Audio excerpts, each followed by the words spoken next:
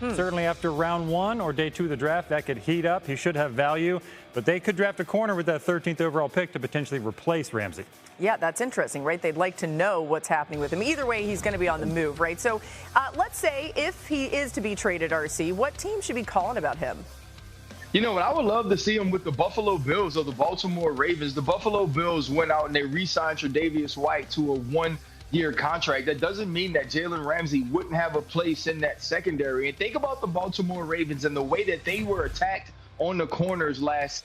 Have Nate Wiggins outside, but in your sub packages, Marlon Humphrey will move inside as well. To have a guy like Jalen Ramsey who is versatile, who can be used as a chess piece, would be huge for that defense. All right, Jeremy, how about the latest you're hearing? Eagles tight end Dallas Goedert potentially on the trade market. Yeah, this has sort of been boiling for a while, Laura, throughout the offseason. The Eagles, my sense is they've been open to trading him. Nothing firm and fast that they're actively shopping him, but this could heat up around the NFL draft. You have several teams looking for a tight end in those first 3 rounds. If they strike out and don't get the guy they want, perhaps day 3, this really heats up. Now, he has an option bonus of $14 million, but it's not due until the beginning of 2025. It's not guaranteed at this point until then, so a team could rework his contract as part of a trade. Yeah, that's incentivizing. Mina, what team would make the most sense for Goedert if he's traded? I really like the Chargers for him. Jeremy made an excellent point that I think it's going to come down to how the first round of the draft shakes out, who gets Tyler Warren and Colston Loveland. And if the Chargers are the odd man out, I would also throw the Jets, the Colts into this category.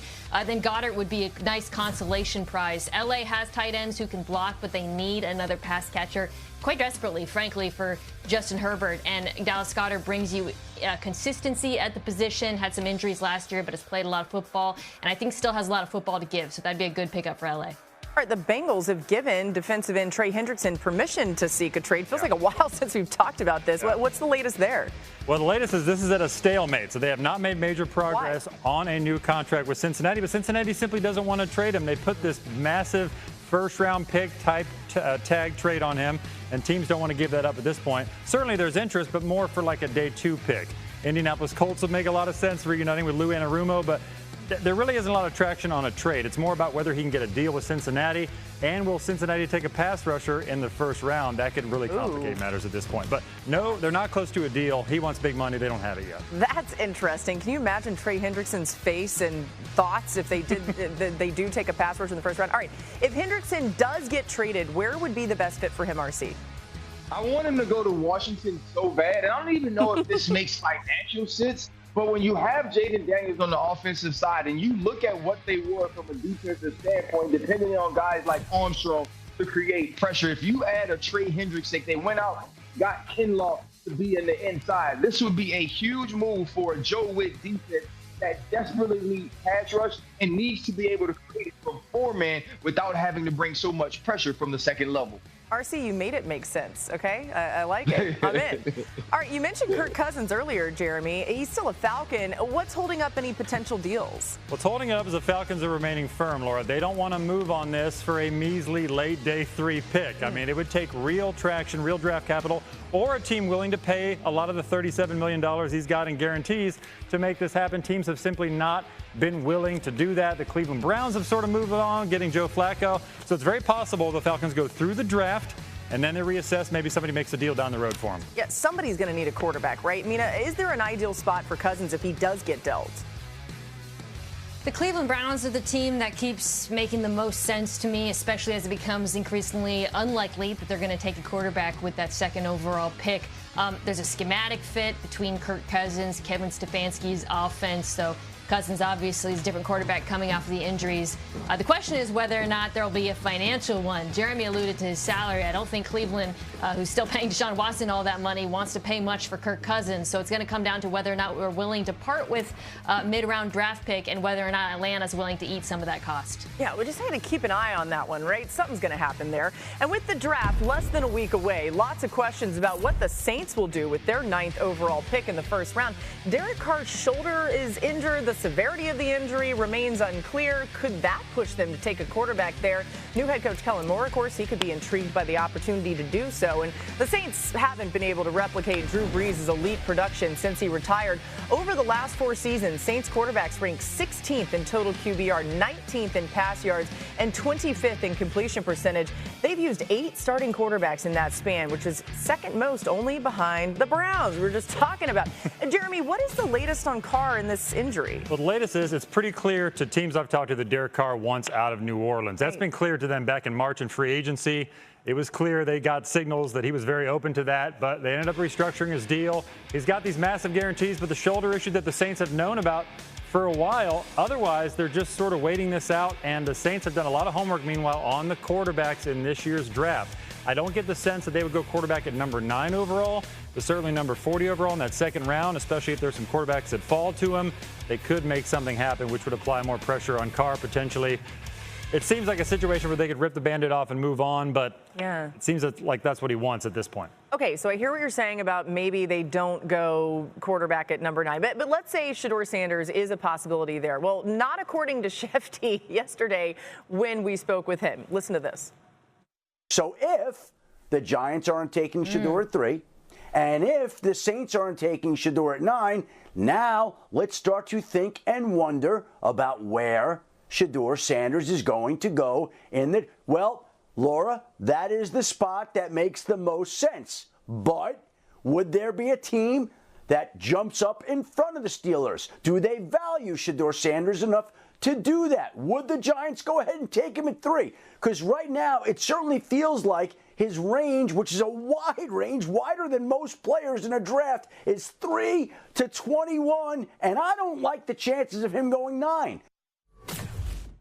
Okay, so you just see just how broad this range could be, Ryan. But let's say if Shedeur is available there, are you taking him? If I'm the New Orleans Saints, I'm taking him with what I saw from Spencer Rattler last year. And, I mean, let's be honest. A lot of Saints fans felt like they got a lemon when they got Derek Carr. And so you have to look at Shedeur Sanders playing inside, Kellen Moore now taking over this team and this offense, and some of the things that Shedeur Sanders can do well, which is anticipate, run through progressions, throw the ball with accuracy. I think all of those things bode well to having a guy who can come right in, fit in, and we also know that he's been a great leader in 2 separate locker rooms. But if the New Orleans Saints decide to pass and maybe pick a quarterback in the later rounds, I believe the New Orleans Saints would give the Pittsburgh Steelers an opportunity to either move up or find a way to get Shedeur Sanders at 21. I'm Kellen Moore. I think I pulled the trigger. Yeah, I'm so torn on this.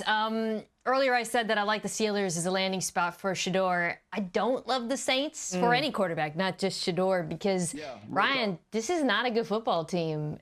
So many questions on the roster. The offensive line needs work. The receiving group, Chris Olave obviously has had his issues with concussions, so you're not sure what the makeup of that is. Alvin Kamara, obviously fantastic, but getting older. And we talk all the time about these quarterbacks put in bad situations and how they're being set up to fail. And some folks might hear that and say, well, yeah, but Jayden Daniels and Drake May walked into, touchy situations in Washington and New England. But respectfully, I don't view either of these quarterbacks, Sanders or Dart, on the level that I view Daniels or May. If Daniels or May were available in this draft, I'd say pull the trigger and go ahead. So it's tough. I just don't love it for the Saints, and I don't love it for Shedeur, to be honest. Yeah, quick ad there. Jackson Dart. The Saints have done a lot of homework on the Ole Miss passer. So we'll see if they make a move there. 9 might be a little rich, but they've looked into it. I mean, they've done their homework. It would not shock me if they come out of this draft at some point with a quarterback. Bezos rich if they draft Jackson Dart at 9. I know. We're talking about whole different levels of rich. But okay, but that's the thing, RC, is there's some people that have Jackson Dart ahead of Shedeur Sanders. But we're talking the sort of rich that allows you to make political decisions rich. I don't know anything about that. Right now. I'm not familiar. Yeah. All right, coming up.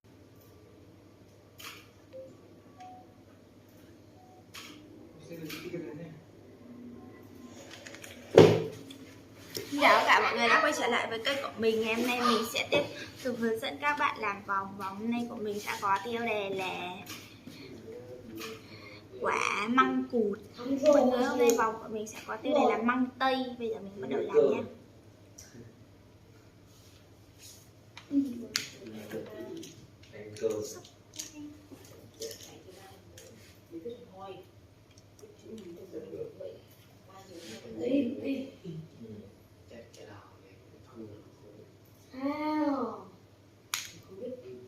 Chắc chưa? Đâu?